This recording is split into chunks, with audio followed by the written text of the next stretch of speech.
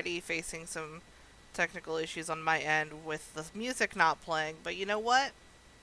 That is a-okay. But, hi everybody. Welcome to eSpot Live, courtesy of DVSI Entertainment. Um, excuse me one second. My name is Hannah, or you may know me better as Panda Mental if you've been on my streams, or if you've seen me host here before, or if you've just seen me in the chat, as I also help mod every now and again when I'm able. Um, Ellie is unfortunately having some technical difficulties to where Streamlabs is totally unresponsive after the update that just came out. We tested it after the update. It forced me to install, and it's still working moderately fine. So I opted to step in instead of us trying to figure out what the issue is and trying to fix it. Um, so yeah, hope you guys are having a wonderful Thursday evening. I know I am. I'm very excited to be here on eSpot Live with you guys today. Mixing it up a little bit by being a part of it here in the box instead of in the box on the side. That side. But yeah, that's the main disclaimer. Just me hosting tonight in lieu of Ellie. Um, this was a very last minute thing, so I apologize for how I look. um, I am fresh from a nap. And also was playing some Dead by Daylight before this, and yeah. But yeah, that's really all I have on that end. So far, audio seems to be doing okay. Of course, please let me know if that is different, if you guys hear too much, too little, if you don't hear the music, if you hear too much music, if you don't hear me. I will fix it right away. But with that being said, after I clean my glasses so I can read. There we go. We're going to go ahead and get started on the news. So the first topic for tonight is actually one I know I have a lot of friends who care deeply about this. I was never into this series myself, but Supernatural is getting a prequel show in the works. Being made. Yes. Apologies. There we go. But yeah, Supernatural, we have a new story coming out. Really cool, super exciting, especially for those who were fans and either were satisfied or dissatisfied with how it ended last year. So for those who are unaware, like myself, I really didn't know. I knew it was coming to an end, but that was as far as I had gotten with it. But Supernatural ended its 15-season run last year in November with a big, turbo random, well, not random, but love confession out of the blue. Well, technically it ended with one of the main characters, Dean Winchester, dying of a flesh wound, but there was also the big love confession just before that. But anyway, good news for the still die-hard fans of the Supernatural series who weren't satisfied with the ending, or if you were, this also goes to you as well. A prequel series is in the works. Unfortunately, it does not focus on the Winchester brothers. Instead, the series is going to be executive produced by Jensen Ackles, who played Dean, and his wife, Danielle Ackles. The show will focus on Dean and Sam's parents. It will also focus on the, quote, epic untold love story, end quote, between John and Mary Winchester. In the main series, Mary was killed by a demon when Sam was just a baby, and her death spurred John to become a hunter. Mary was played by Samantha Smith as an adult and Amy Gumanik as a young woman, while John was played by Jeffrey Dean Morgan as an adult, also known as, oh my gosh, what's his name? It's the guy from The Walking Dead with the with the bat. Negan. You wouldn't believe me when I tell you this, but Tekken 7, the fact that Negan was made as a DLC character was literally my only exposure to The Walking Dead, outside of everyone talking to me about it. Oh, hello, Elevated. Oh, I'm glad to help, but he looks so gorgeous, human. Thank you. I don't really feel that way, but I'll take what I can get. Excuse me. But oh yeah, back to where I was at. John Winchester was played by Jeffrey Dean Morgan as an adult, and Matt Cohen as a young adult. While the series has not been officially greenlit by the CW just yet, and it only has like the script commitment. It's going to be written by former co-executive producer of the original Supernatural series, Robbie Thompson. This won't be the first time a spin-off has been attempted, though. Previously, the CW tried to make Bloodlines, which focused more on the monster world in Chicago, and Wayward Sisters, which followed a group of young women united by supernatural tragedy. Neither worked out, so here's to hope the Winchesters will, be the third time the charm. I'd say out of all of them, with one of the former stars being involved in it, it probably has the best chance. But I do like the title of the aforementioned Wayward Sisters, because I know Carry On My Wayward Son was a big thing for the series. It was like the theme song, I think. Any Supernatural fans in the chat, don't come for me. I'm sorry, I know nothing. I've watched maybe a grand total of 4 episodes. Like 2 years ago. 3 years ago. No, more than that. Oh my gosh. Like 4 or 5 years ago. It's been a hot minute since I watched those few episodes. I remember because I was actually doing stuff for a Halloween party. And I thought that would be a good show to watch because Supernatural. It was interesting, I guess. I don't remember what all I watched, so all I remember was that the first time I heard Jensen Ackles' voice as Dean, I was surprised at how deep it was. I expected like not a normal tone, but I didn't expect like Christian Bale Batman to be a vampire hunter. I don't know if that makes sense, but I'm gonna roll with it because that's how I feel. But yeah, new Supernatural prequel for those who are just joining us here in the chat. I don't really have much to go on in the transition for that, outside of kind of connected to Supernatural, monsters, a little bit of horror. I don't think Supernatural really counts as horror, in my opinion. I don't know. I'm so great with these. Hang on, I'm gonna just read in the chat. I once had a 4-hour conversation about Supernatural with a diehard fan of the show, the storyline behind the scenes, and then I revealed I had never seen an episode.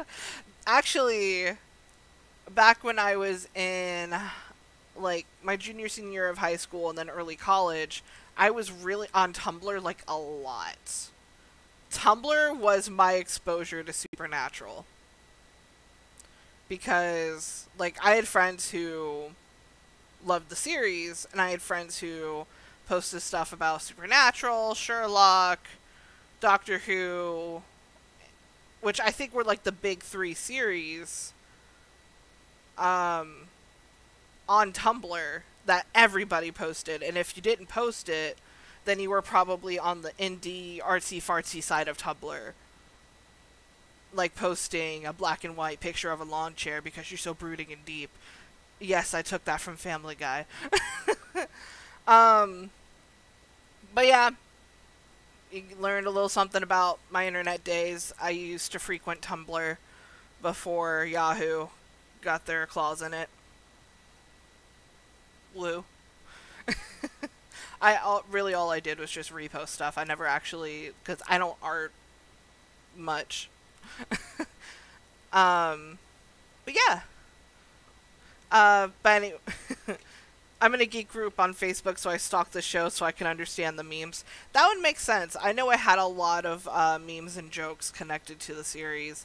I never understood any of them, but I would mess with friends by playing Carry On My Wayward Son when I hear them talk about Supernatural, and I'd either get a mix of excitement because they think I'm a fan, or I would get just the worst glare. Like, if looks could kill, I would have died from it. It's great. I also just kind of enjoy teasing my friends.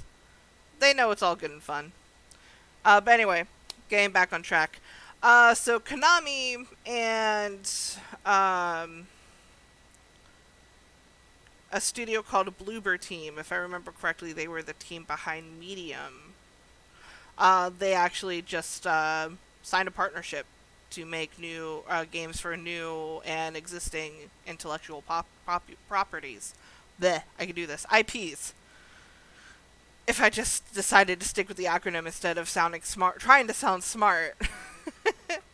But yeah, I was honestly very surprised about this. Um, Maybe we'll get Silent Hill content. Maybe they did tease and they did reveal a new Pyramid Head shirt, so maybe we'll get something out of Silent Hill. But Konami has confirmed that it will be partnering up with Bloober Team to create new IPs and also continue to work on their existing ones. This week's starting to feel like one fueled by collaborations in the video game industry, but also accusations, and that's a whole other thing. I did not have any topics going over any of the accusations, but to give a quick shout out, um, Activision was sued by I forget the guy's name, but he sued because of his supposedly his likeness was used for a character in Black Ops 4, and it was based off of a personality he made called G.I. Bro. The guy lost. There's also somebody from the team behind Dying Light who... I'm trying to remember the gist of it.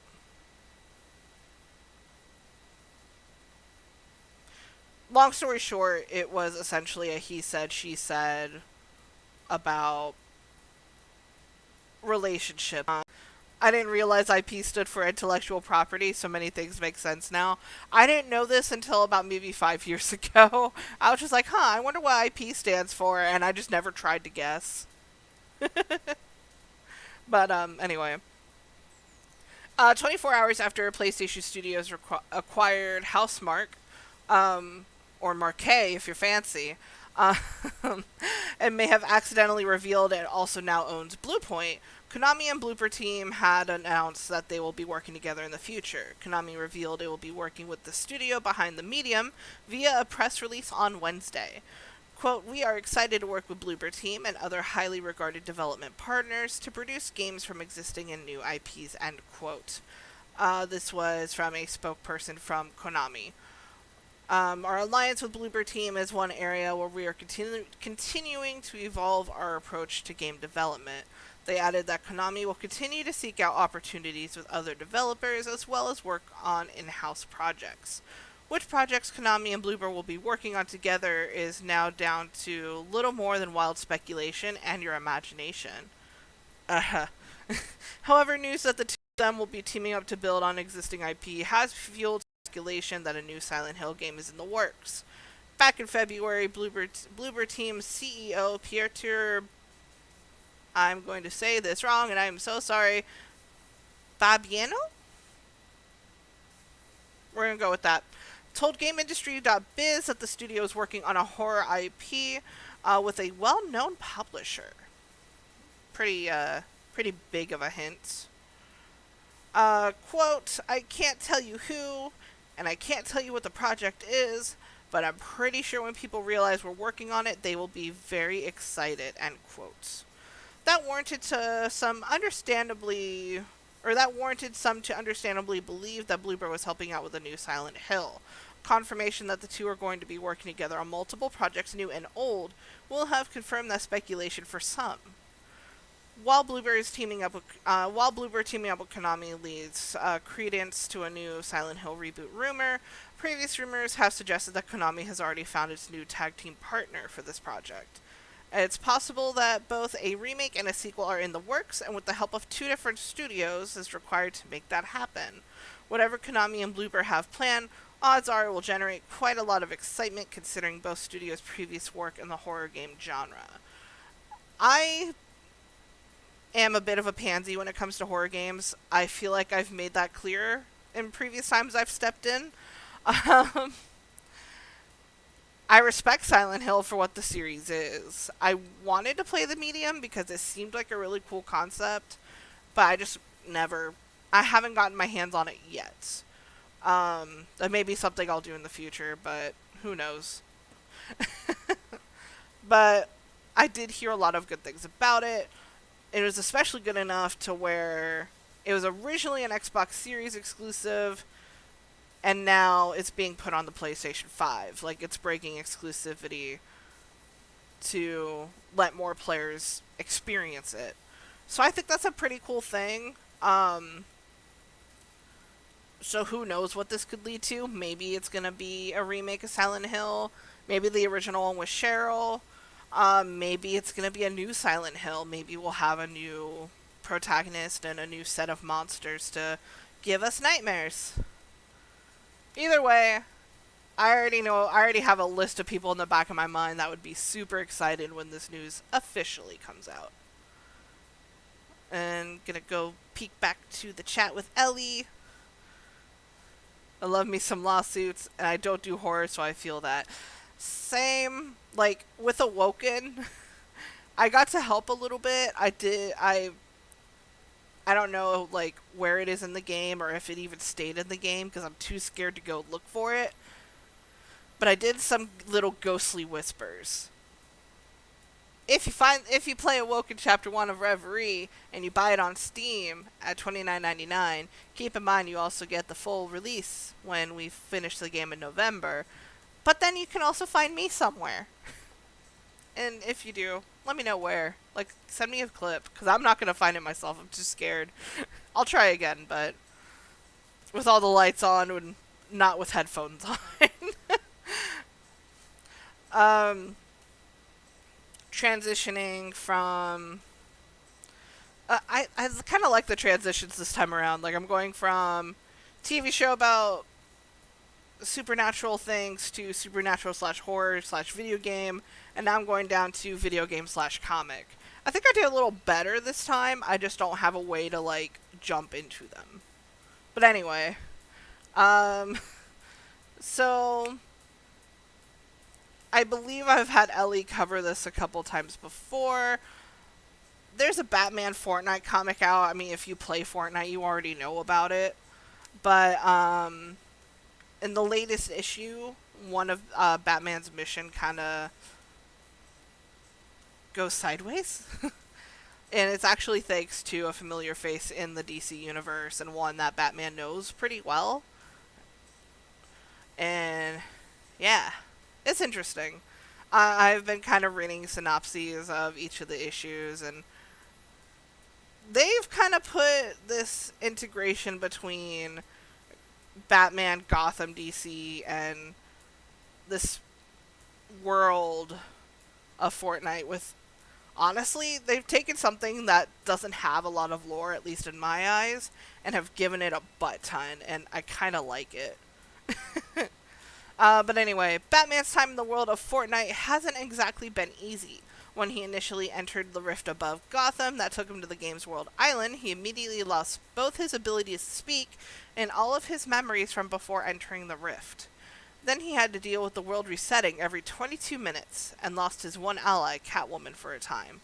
With the masterminds behind the world of Fortnite sending foes like G.I. Joe Snake Eyes to stop the Dark Knight, it's clear that Batman needs to watch his back, especially with a traitor on his newly formed team. Dun dun dun! The previous issue saw Batman unite with others who have escaped Fortnite's Battle Royale loop, including Catwoman, not Bat, Cat, C-A-T, and well-known DC villain Deathstroke. When one member of the party was killed, it was revealed that one of them had been lying all along. After Fish Stick, if I remember correctly, it's literally just a dude with a fish for a head, found a device that allowed someone to come through the original rift without losing their memories, it was obvious someone among them had been working for whoever is behind this game world. Proving himself to be the world's greatest detective once again, Batman had already deduced the traitor's identity before reaching the way out of this world, the Zero Point. As they made their way to the Zero Point, Deathstroke asked Batman to use the liquid nitrogen capsules in his utility belt, having never used them in Fortnite's world in front of the mercenary. The Dark Knight detective realized that Deathstroke must have seen them before arriving through the rift. The device Fish Stick found belonged to the mercenary, who then killed the unfortunate soul who had made the discovery. This isn't the first time the villainous mercenary has betrayed DC's heroes. All the way back in the 90s, Superman crossover event Panic in the Sky, Superman recruited Deathstroke to help defend those on the ground when a Brainiac-controlled warlord invaded. Eventually, the mercenary assassin attacked the Man of Steel, although this was used to Brainiac's mind controlling him rather than actually any intentional betrayal. However, the same cannot be said for Slade Wilson's other acts of treachery. In the alliance with longtime nemesis Nightwing to train his daughter Rose Wilson. When the elder Wilson learned of Batman's former partner was teaching Rose the value of heroism, he struck a deal with Nightwing that would have the hero stay away from his daughter if the merciless villain stayed out of Bloodhaven. There we go. Deathstroke went back on his word when Alexander Luthor Jr. ordered him to march on the city, leading to the deaths of thousands. Some of Deathstroke's biggest betrayals, I can talk, don't involve him personally, but rather the manipulation of others. Not only did he take control of Damian Wayne's Robin in an attempt to force him to kill Dick Grayson's Batman, but he was also the cause of the Teen Titans' greatest betrayal. The Judas contract saw Deathstroke's mole on the team Terra provide him with all of the Titans' secret identities. This allowed him to attack them in their civilian lives in a brutal blow to the team both physically and emotionally. Deathstroke's I should have practiced this before. Deathstroke's history doesn't make it all too surprising when he betrays Batman for a second time in this issue alone. When everyone else has returned to their homeworlds through the Zero Point, the three characters from the DC Universe need to work together to create a portal that will stay open long enough for them to return home. However, Deathstroke reveals that he's had a way home all along and uses a device to return through the Zero Point alone, abandoning Batman and Catwoman. Without a third person, they can't open a portal long enough for the two of them to leave together, and it seems that Deathstroke has fulfilled the role of Fortnite's masterminds had assigned him to perfectly. Now the two Gotham City vigilantes are stranded with their only hope being to find those who hired the mercenary and brought them to this strange new world in the first place.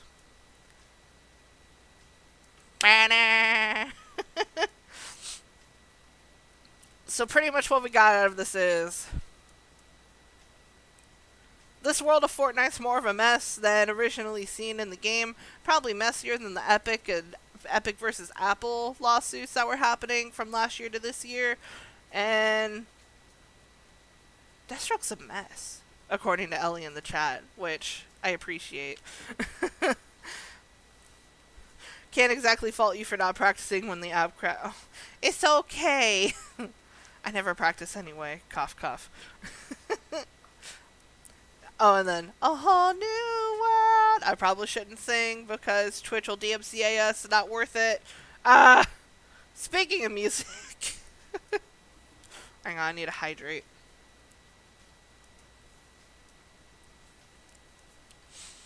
I know, that was really bad. So remember how I said the last topic was essentially DC/comics/video games? This one is going down to comics/music with question mark for movies. So Lil Nas X, love him, by the way, great artist, great music.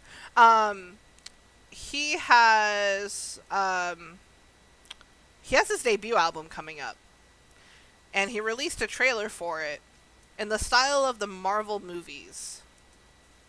Yeah.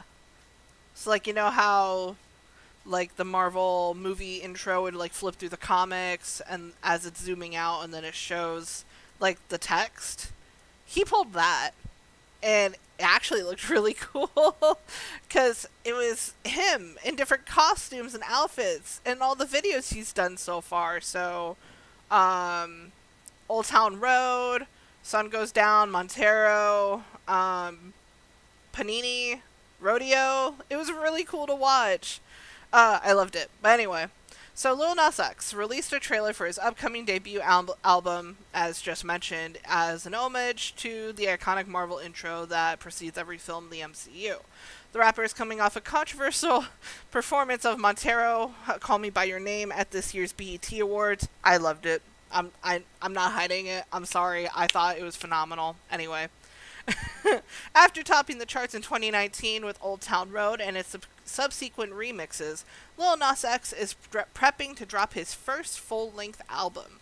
Lil Nas X got his claim to fame when Old Town Road not only topped the charts as a country rap hit, but also became a real pop culture sensation.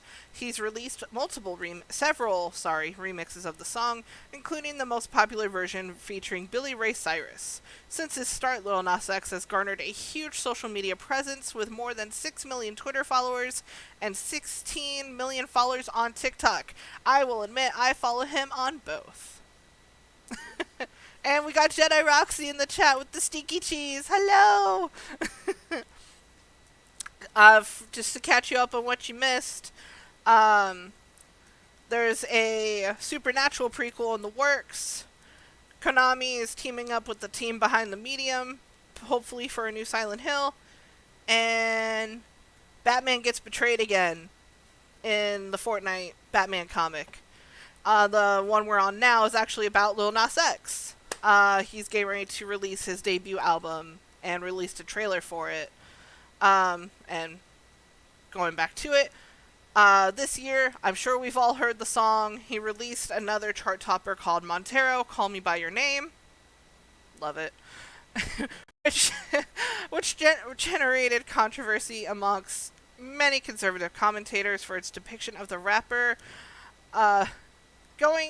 going down a stripper pole from heaven to hell and giving Satan a lap dance. The rapper's first full-length debut album will be a celebration of his LGBTQ plus identity. Lil Nas X announced on Twitter that the album will be named Montero and is, quote, coming soon. Stinky Cheese is cute to clarify the emote. I figured you meant the emote, not actual Stinky Cheese. I just got 2 things for Hydrate. Alright, hold on.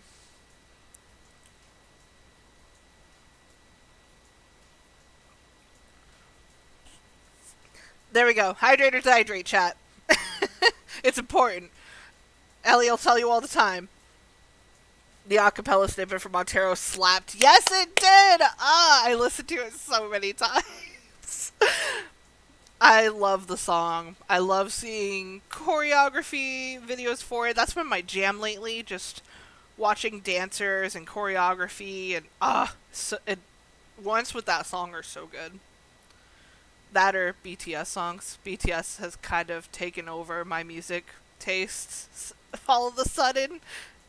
Thanks, Just Peachy, if you're watching in the chat. Let me get back to where I was. Oh, here we go.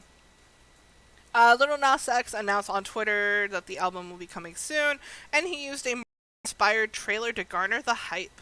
The video clip starts with a mashup of the rapper's most iconic moments, including snippets from his music videos and red carpet appearances.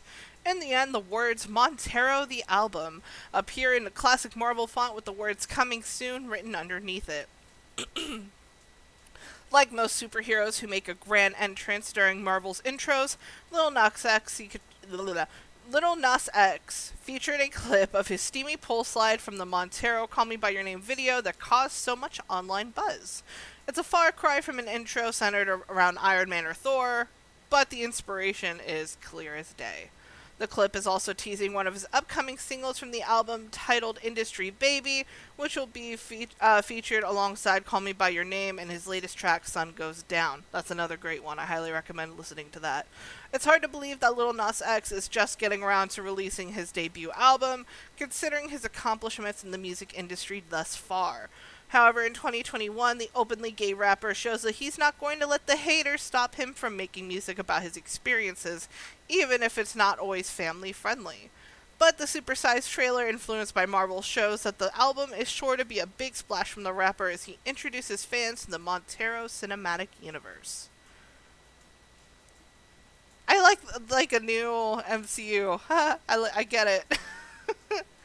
Honestly, though, his songs slap. His videos are an amazing work of art. Even if you don't like it, like for example, for Montero, even if you're not okay with it, you gotta admit the video is pretty. Because, it was so pretty. And Sun Goes Down was essentially a polar opposite of Montero. And it goes over, like, his experiences leading up to the person he is now. And it's, like, a very slow and soft and sweet song. It's very personal. And I could talk about why you need to stand Lil Nas X all day. I'd keep you here forever. I'm going to have to look it up. I live under a rock, so I don't hear much going on. We gonna have to fix that. The trailer's really good. It's short and simple, but he did a really good job with it. Honestly, I'd recommend just watching his music videos. If he found a way to mash all that up into like a movie thing, I'd be pretty set. Okay, sorry to ramble. I know that's kind of the point of the show, but at the same time, we do have a show to do, but we are at the point where we typically take just a short break, considering I just did the little hydrate thing. I'm not going to be very long, but I am going to hop on a break for like, give or take 30 seconds. But be sure to hydrate or dihydrate. While you're waiting on me to come back, go down to the About section. You see the little list of links that show our Facebook, Twitter, Instagram, and all that. Be sure to click those and follow us on our social media while you're waiting. I'll be back in a jiff.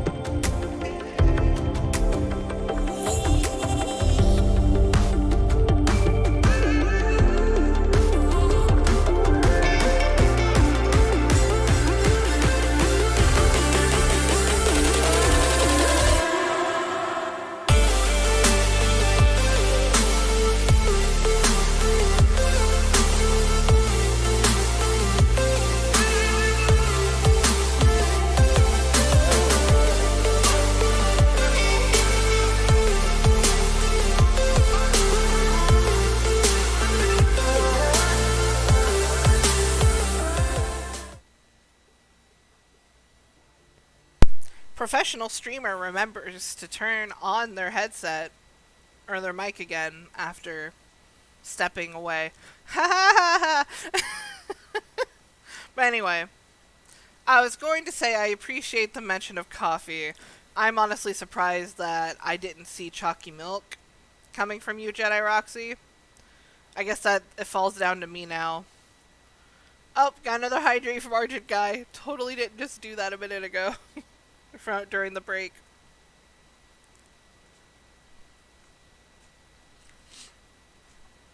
Welcome to the party. I say it's a party, but it's just me lovingly staring at a webcam as if I'm talking to you all in person. Water. Yes. Also, I've noticed you have a Prime sub. Have you used it for DVSci Entertainment yet? It's a free sub every month, and it supports us, and it makes you look good, too. Oh, that was a bad pitch. Take that as you will. Anyway. With that bad pitch, we're going to pretend it didn't happen, and we're going to get back onto the topics. So, staying a little bit with music, Ariana Grande. Hey, Argent guys, subscribed with the Prime. That's how we do it. Totally mess up a pitch, still get it anyway. I'll drink to that.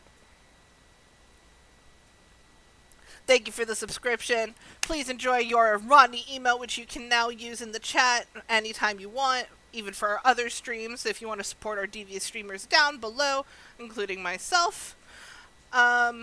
We are going to be getting some more emotes soon, eventually. And, yeah. But, seriously, thank you for the support. It means a lot. Alright, Ariana Grande, why we stan her. If you don't. I mean, I get it. Her music's a little high-pitched. I didn't stan her at first either. But with month before last being with May being Mental Health Month, she actually took the time on her birthday, couple weeks or so back. Less than a week ago. I don't keep track of birthdays, especially if I don't know you in person. But anyway, Ariana Grande is planning to give away $1 million worth of free therapy to her fans who can't afford it. The Grammy-winning pop superstar, which is an online portal providing direct mental health support, to match those interested with a licensed therapist for one free month, which anyone can sign up for, the website being at betterhelp.com/Ariana. After the month is up, people will have the option to renew and continue using BetterHelp services while getting 15% off the second month, or just letting it go there. But of course, it is totally up to you. But you have that option to get the discount. Ariana said, I am thrilled to be working with BetterHelp to give away $1 million of free therapy, and made this announcement via Instagram, while acknowledging that therapy should not be for the privileged few, but something everyone has access to, and acknowledging that this doesn't fix the issue in the long run. I really wanted to do this anyway in hopes of inspiring you to dip a toe in, to feel okay for asking for help, and to hopefully rid your minds of any sort of self-judgment in doing so. Demi Lovato, Alessia Cara, and Taraji P. Henson, and more also applauded the artist's incredible gifts to others after she celebrated her 28th birthday. For Mental Health Awareness Month in May, Grande encouraged asking for help in a set of Instagram slides that also provided information to mental health and substance abuse resources, ranging from postpartum support to the Veterans Crisis Line, and also to Black Mental Health Alliance, the Trevor Project, and other just really great causes that no matter what you need to support. She also said in a quote, continuing on the post, I so hope that this will be a helpful starting point and that you'll be able to build space for this in your lives and continue. Which, again, included in her post on her birthday. Healing is not linear or easy, but you are worth the effort and the time, I promise. Again, thank you to BetterHelp, and I can't wait to do more work together.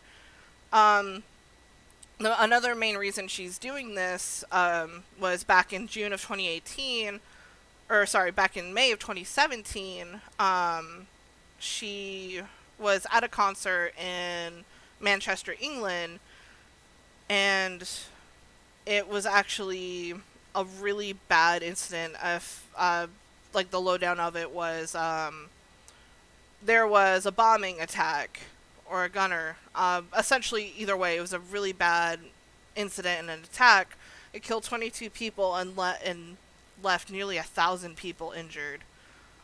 She discussed her battle with anxiety about that concert, saying, I've always had anxiety, but I've never really spoken about it and stayed quiet because I thought, honestly, everyone had it. When I got home from that tour, it was the worst I think it's ever been. So go check out that website. It's betterhelp.com/Ariana, Ariana, to take advantage of a free month. Or even if you're not struggling with those issues, it's probably safe to say you know at least one or two people who do. You, of course, never know who's going through these things, but be sure to reach out or send that information to those who you know could use that help. Because exactly as she said, therapy is so expensive, and a month is an amazing thing. I personally, I've been super busy, but I know when the time comes and I have the free time, I am planning on taking advantage of this myself because, whoa, that would help. And she's always done a lot of great things, and this in general is a great cause. So I highly doubt you would watch Little Old Me, but Ariana Grande, thank you for this because that is an amazing gift that you've bestowed on your fans and the whole world, really, because anyone could take advantage of it. Oh, and peeking back through the chat, Jedi Roxy said exactly what I thought when I was reading it. That's super sweet. Um, but yeah, no, it was awesome. I'm super glad to see that. Trying to think of how to word it, but I am grateful to see that mental health is becoming a more discussed topic because it really should be. But again, that's another thing that I could keep you all here for ever on, and we're not going to do that. Instead, speaking of mental breakdowns, we're going to talk about Evangelion. I apologize if I said that incorrectly, as I have never watched it or read it. Don't hate me, fans. But this is specifically about the creator telling one of the voice actors some secrets about the series, and they seem to be pretty intense because the voice actress will not reveal them and does not plan to. So I'll ask fans of Evangelion, do you think you know everything about it? I'm about to tell you that you don't. And yeah, nobody really seems to anyway. During a recent press conference for the Blu-ray release of Evangelion 3.333, voice actor Maya oh my gosh, it's been so long since I've taken Japanese. Maya Sakamoto said that the creator Hideaki Anno told her secrets about her specific character, named Mari Illustrious Makinami. Mari Illustrious Makinami, of course, is an EVA pilot in the rebuild of Evangelion series. She is a somewhat mysterious yet talented pilot. The character made her debut in 2009's Evangelion 2.0, You Can, parentheses, not advance, with Sakamoto handling her Japanese voice duties. Quote, I don't know to what extent I could say I've heard about Mari from Anno, said Sakamoto via the Movie Walker Press. There's a lot that's never been said to anyone. We already know a fair bit of trivia about her character. For example, her name is from the Japanese World War II destroyer Makinami and the British aircraft carrier HMS Illustrious. Interestingly, her first name was revealed in the Nintendo DS game Petite Eva Evangelion at Game. But I don't think Sakamoto was told more trivia than that. These secrets the creator told her must have been deeper than, well, even that. She said, quote, if I don't get permission from him, or even if I don't get permission from him, I definitely won't say. And she continued to say, no way, no way, no way. Honestly, I feel like a truly frightening thing has been handed over to me. Personally, that's all it takes for me. I'm curious. But I also know they say curiosity killed the cat. So I highly doubt we're going to get anything else out of this, but who knows?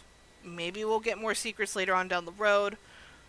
But even if we did, I highly doubt we're going to get them from Ms. Sakamoto because she has said, quote, I will be taking these secrets to my grave. Something tells me that the secrets in this series don't just stop at this one character. It could be about all the other characters that are well known, the main three, and the series as a whole.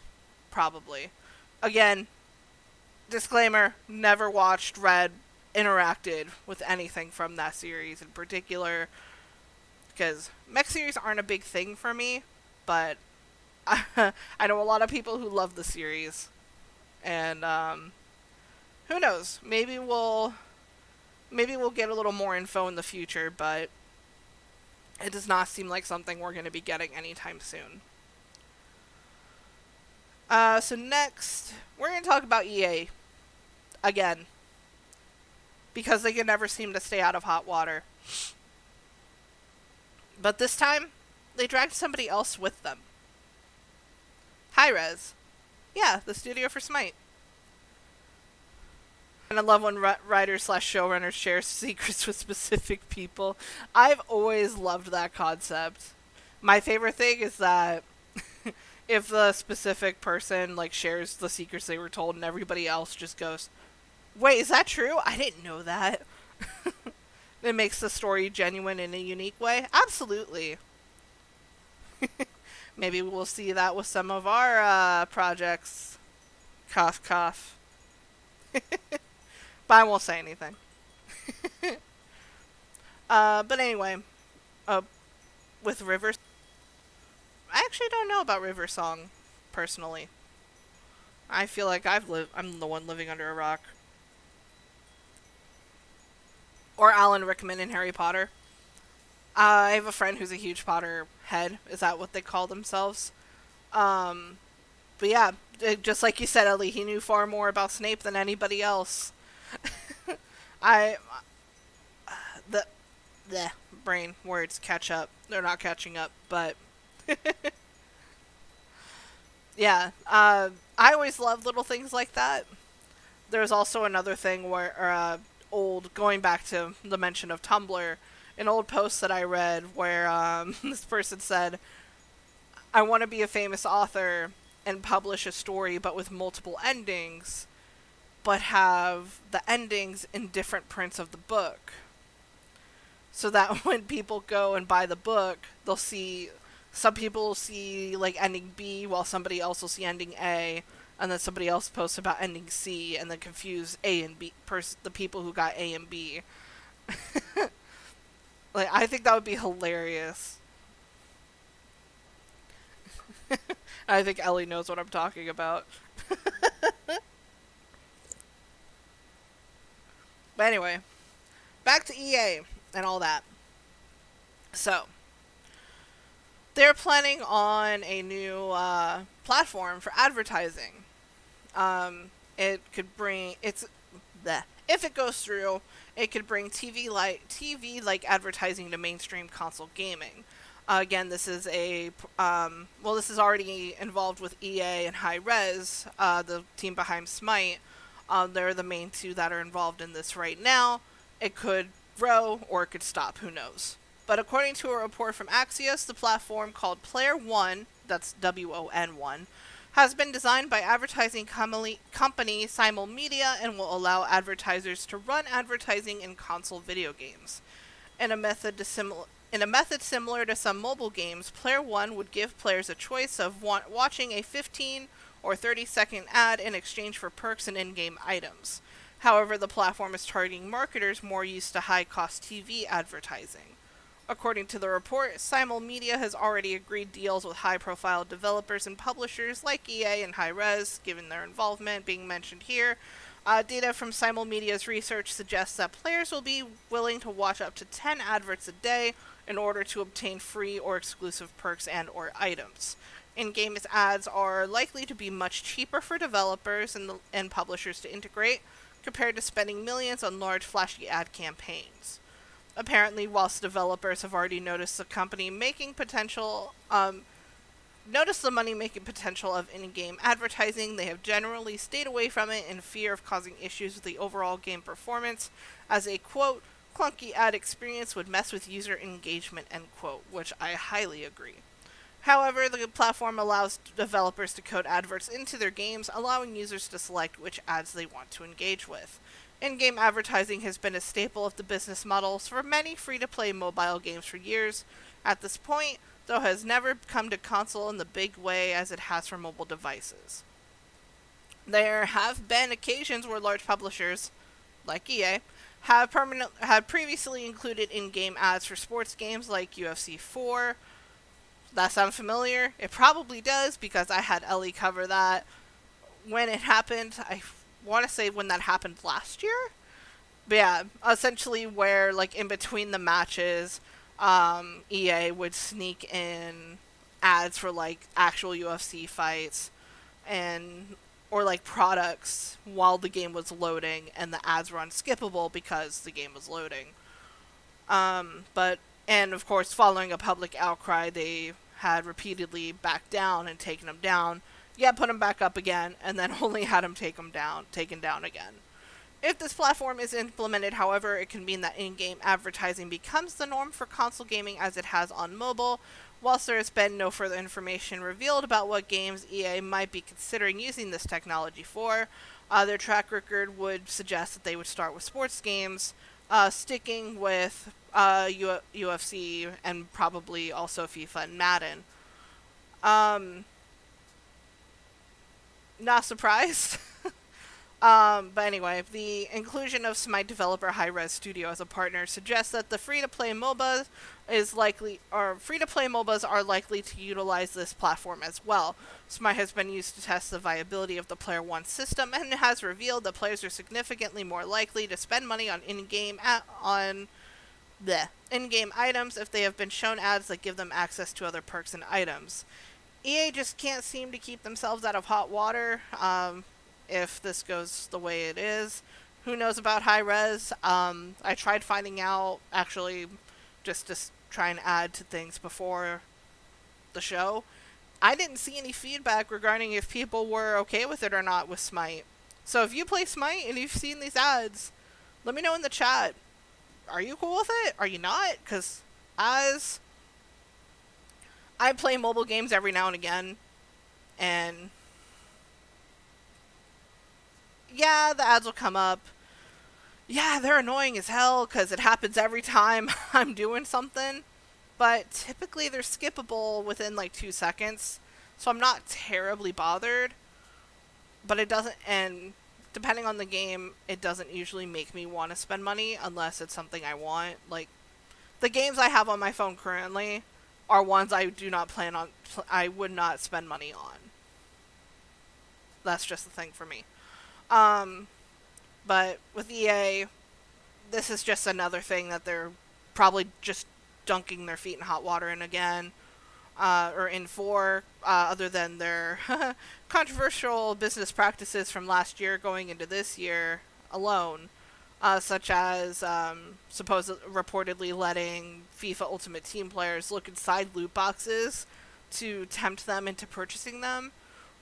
And actually there was another incident earlier this year. I can't remember when, but I remember seeing something about an EA staff member was actually selling rare FIFA Ultimate Team cards to people online, like on different platforms like eBay. So, yeah. Who knows what this could lead to? I honestly see only disaster, but who knows at this point. Let me know what you guys think. Ellie has already said in-ad games have never really gone over well. My thing is, if it happens in console games, then what's the point of playing a console game if I'm going to get an ad in it? Like, console games, in my opinion, there should be no ads in them. These are games that if I'm paying $60 or hell even $70 for next gen to play this game on a home console and not on just on my mobile device, why should I see ads? I shouldn't. That's just how I feel about it. Anyway, so we have one more topic to go into for tonight. Sorry, one second. This actually regards Twitch, funny enough. If you have been perusing on Twitch the past couple of weeks, months, however long it's been, and I've had Ellie cover this before, but the hot tub meta. It's like hot tub streamers where girls are like in bikinis writing subscribers' names on their arms and their chest in order to gain more attention. Now there's ASMR streaming and questionable ones at that, and more streamers that do this are getting either just pointless attention or they're getting banned and then allowed back and banned again and so on and so forth. One streamer is calling for Twitch to take action against those who continually get banned. After one of them gets their 6th ban in this year alone. On June 29th, IndieFox was suspended on Twitch for the 2nd time in this month, and the 6th time overall in 2021, and speculation was running wild about what she did. especially after drama with an ASMR stream had resulted in her fifth ban during that month. So far, Indie Fox hasn't said it opened up or anything at all. She has posted on Instagram and other sites, but has seemingly suggested that she doesn't want to talk about what happened yet. And as such, it's unclear what she did to earn her sixth ban, how long it's going to be for. And I want to say, as of right now, she is still banned from the platform. But that hasn't stopped other streamers such as Alinity to call on Twitch to treat everyone fairly. She said in a post on Twitter, "Is it fair game for Fox's previous bans have lasted 3 days or less?" And she also still has her partner status right now with Twitch, implying that she hasn't been permanently banned from the site just yet. Another quote: "I've been benefited by this blurred line before, and I thought it was messed up, and I still do. We need consistency and equal treatment. What's the point of a TOS?" From Alinity. Alinity herself was in the same thread, was accused of favoritism from Twitch because of her facing the same thing herself. Somebody had pointed out and disputed her claim, saying everyone would be effed if Twitch were, or fricked if Twitch were consistent with how it dishes out their bans. And then Alinity quickly said that's not the effing point. She excuse me, despite whether this would benefit me or not, as it had in the past, I want fair treatment for everyone, and this includes myself. This isn't the first time that Alinity has called out for harsher punishment for frequent rule breakers. After Indie Fox and Amaranth, if I remember the pronunciation for her correctly, were banned back in June, Mogollon stressed that sexual content wouldn't stop until longer bans were implemented. It still remains to be seen how long this new ban on Indie Fox will last. As of right now, it is still happening, with the streamer remaining quiet and Twitch refusing to comment on individual bans at this point. It's possible that Alinity may have gotten her wish without anyone knowing it just yet.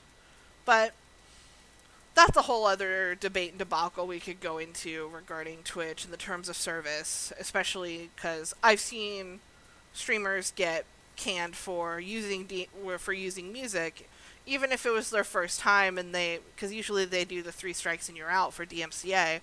I've seen streamers get banned for one time, and they're either banned for like weeks at a time or permanently. This is a whole other thing, because their TOS is kind of vague, putting it mildly. There should be more clarification on it, in my opinion, and there's not. Because, it's hard to say, and I'm also trying not to get us in trouble. But just know that I feel some things, and I'm not going to go into it very far right now, because I don't want to risk it. But who knows what could happen with Indie Fox. Of course, I'm sure she has other platforms that she can utilize. Same goes for any of those other streamers. OnlyFans exists. And hey, if you do that, good on you. But again, that's as far as I'm going to take it. That was our last topic for tonight. I would like to take this time on behalf of DVSI Entertainment. Thank you so much for hanging out with us tonight. We, as always, appreciate all of your support, all the way from the beginning, all the way here. No matter how long you've been supporting our team, we sincerely appreciate you guys so very much, and we love you to pieces. I'm going to leave in the chat a link for our Discord server, so if you want to interact with myself, Elevated, or anyone else on the team, you are more than welcome to join our server and interact with us there. And then, of course, if anybody, or if we were to have any issues like we did tonight, we of course let everyone on Discord know first before everywhere else, just because Discord is the easiest, and the posts immediately just go up instead of having to wait. But anyway. And then Ellie says in the chat, "Thank you everyone," and thank you, Hannah. Of course, I'm so glad to help out, you know that. As for, well, I mean, outside of Discord, of course, still follow our social media. Follow our devious streamers, which are listed down in the About section, including myself. For those of you who are new to the channel, my name is Panda. I am a variety streamer for Devious Eye Entertainment. I enjoy personally playing Final Fantasy XIV, which I haven't done in a while. I need to get back on. The last game I streamed, the last time I was able to stream, was actually Hades, which is another obsession of mine. Love, love, love the game. Highly recommend it. I believe it's on sale right now on Steam. But I'm going to drop my link here in the chat for Twitch. But of course, I am listed down below with the rest of our devious streamers. So please be sure to give them all some love. And of course, follow our social medias, Facebook, Twitter, Instagram. We do have a Reddit now. I had forgotten to get the link beforehand, but we'll have that ready for next time. And I think that's about it. I don't think I'm missing anything. Just in case it wasn't a given, Ellie Vaded is still on hiatus while I try to figure out technology. Thank you, Ellie.